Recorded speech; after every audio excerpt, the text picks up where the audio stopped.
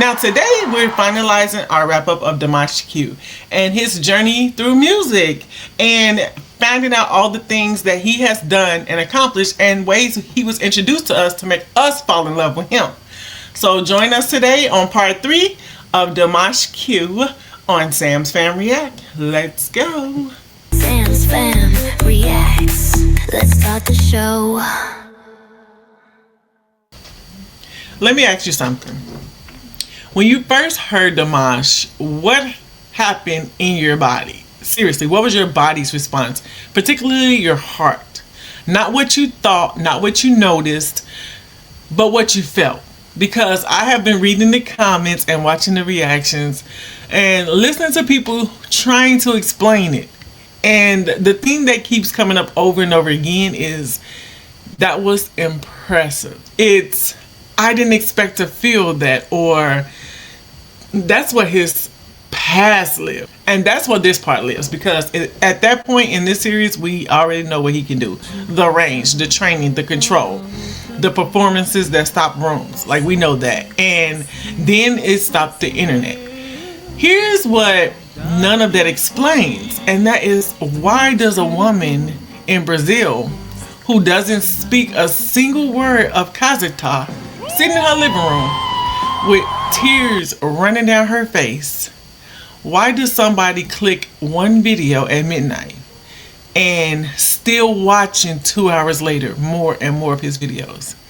It's why does this voice specifically reach past every barrier that should actually stop it?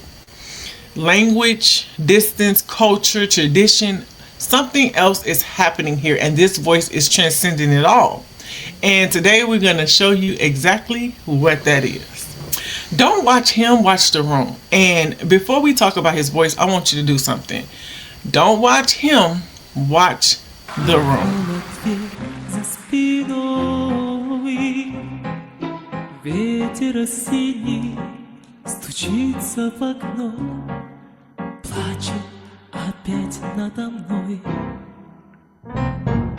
Ночью гроза, а на утро туман, солнце остыло совсем. Давние боли идут чередой, пусть собираются все.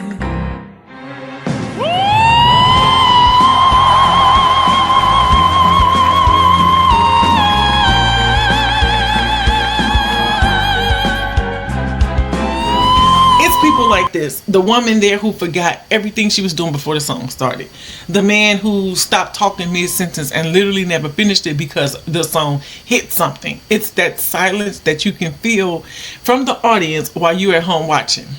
That's not a performance, that's involuntary, and that's like your first clue, the emotional impact. Because when people listen to Dimash, they don't just react, they feel something that's just so refreshing and reassuring. And it's like, you see it in the audiences, you see it in the faces, you see people crying, you see people sitting still, you see people locked in. And it's not just because of the notes, because he hits the notes, and it's not because of how he delivers them, it's the intention behind every note. Every note is intentional in the way he presents it to his audience, and they feel that intention, and that's what connects them to him, his voice, and his music. It's like every note feels placed, not just performed, and that changes everything in an artist, in their performances, and when you're watching them. He is so much more than a voice, because at a certain level, technical skills stop being enough, because everybody can gain those technical skills. It's a lot of singers who can hit notes, they got technical skills, but not many who can make those notes mean something and make you feel something. And with Dimash, that meaning is literally always there. Even when you don't understand the language, what he's saying, or the words, you understand the feeling and the intention behind those notes that he's throwing out. And just think about that for a second. Think about it. How many artists can you listen to that speak a language you don't speak, and still you feel they understand you and your feelings and understand how to communicate with you through their music. It's not many out there, but he is absolutely one of the top most transitional ones out of all the ones that I've heard thus far from the international community, for sure. And this is why I think people feel like that about him. It's like a gut punch. I think the gut punch that he give you is the way people think, the way they think about his music, because for a few minutes it's like you're hearing what that emotion sounds like, you're feeling what that emotion sounds like in his songs and how he presents them to you. When somebody becomes exactly who and what they were built to be, no hesitation, no confusion, no searching, just alignment, and whether people realize that or not, that does something to you. By part 3, you deserve honesty more than analysis. This is what it actually does to me. This is what Dimash's music does to me. There are very few songs that you can listen to multiple artists perform that one artist can just bring the out of you when they sing it. And this one right here was the one for me with Dimash. His rendition of Ave Maria. Let's watch a little bit of that so you can get to see and feel what I'm talking about. Check this out.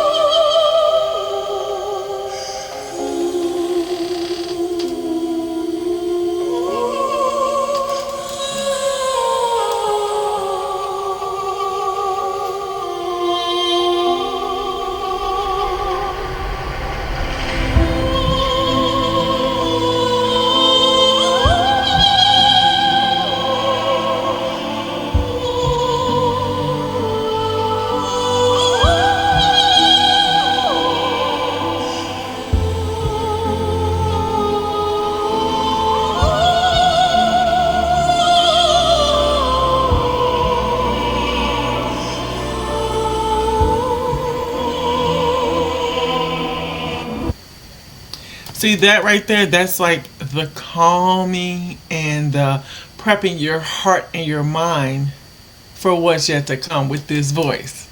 Okay? Just,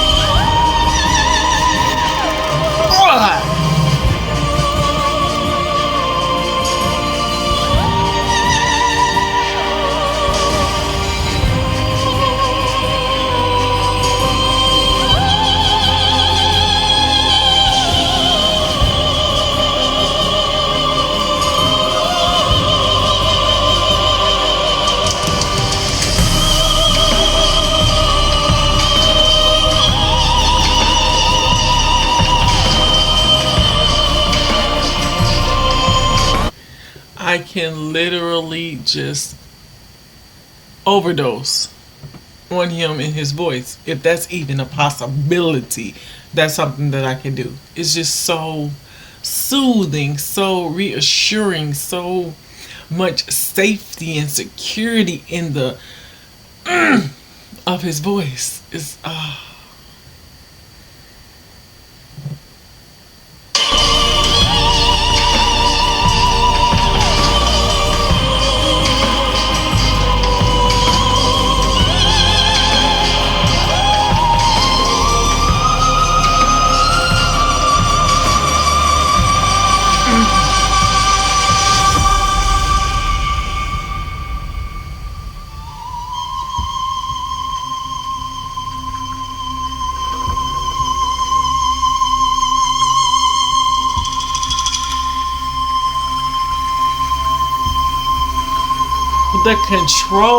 the control, that's the control I'm talking about.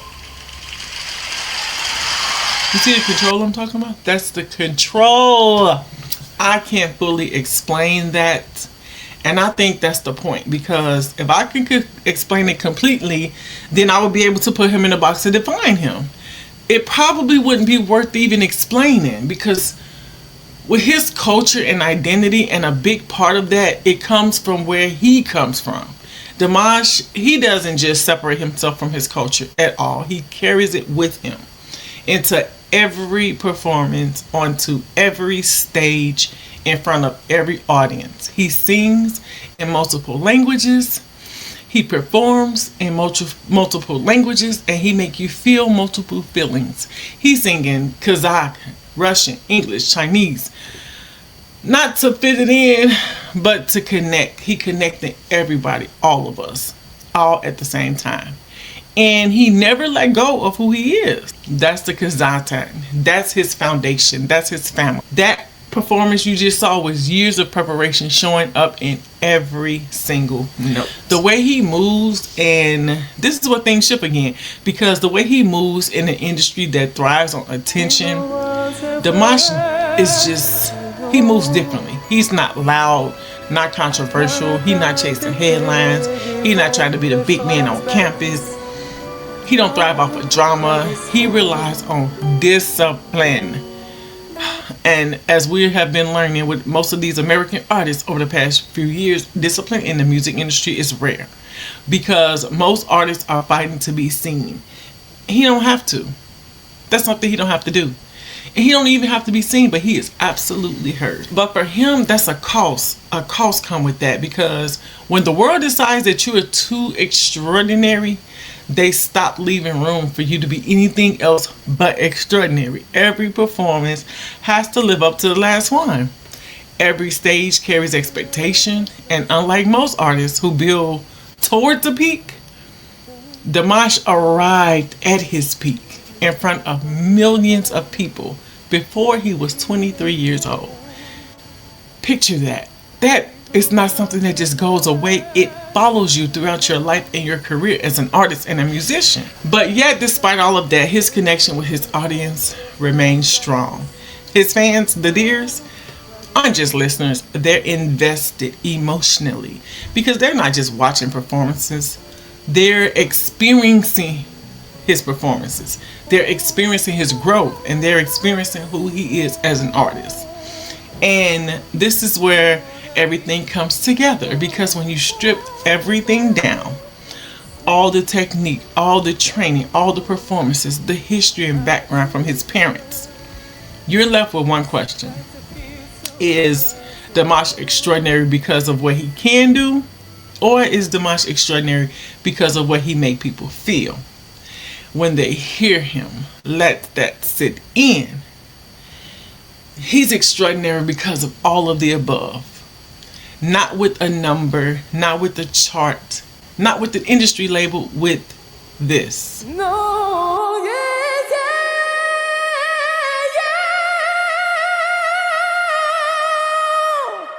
yeah. Ooh.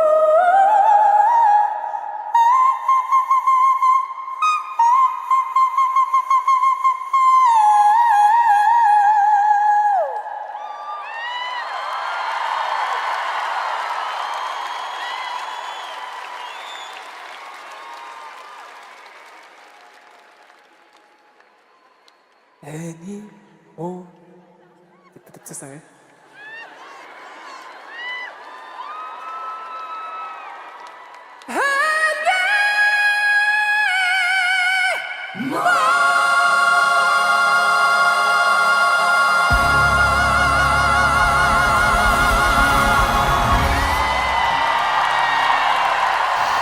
Every day, somewhere in the world, somebody is hearing Dimash for the first time.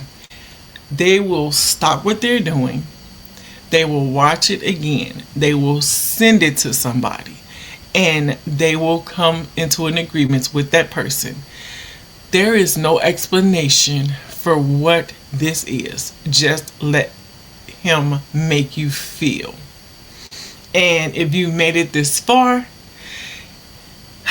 then you didn't just watch a series, you felt it with us. And now you understand why people don't just listen to Dimash. They share him, they follow him, they protect him at all costs in this music industry. And even me, I am so overprotective of the comments that I might see people might say about him or something. I will eat you alive, eat you down in them comments about Dimash. Don't play, okay? Because even to me in the very beginning, when I first started listening to him, my brain couldn't understand it or process it. Therefore, I didn't know how to explain what I was feeling. And the more I dig into his story and find out who he is as an artist, with his background, his training, and his discipline in music, you just learn to just love him and respect him even more than ever. And that is so crazy. I don't know. He just makes me smile. You know, his music, his voice, everything just makes you smile because everything is just okay. You know, if there's an artist of yours that you want to share with us, that you want us to know who that artist truly is, drop them in the comments below. We would love, love, love to feature one of your favorite artists and learn about them. Because my new goal now is to find pure artists. Like, there is so much evil in the music industry that we have been uncovering over here in the United States, to whereas I just want to listen to pure music from pure artists. You know what I'm saying? That's Dimash Q on Sam's Fam Reacts. Bye, y'all.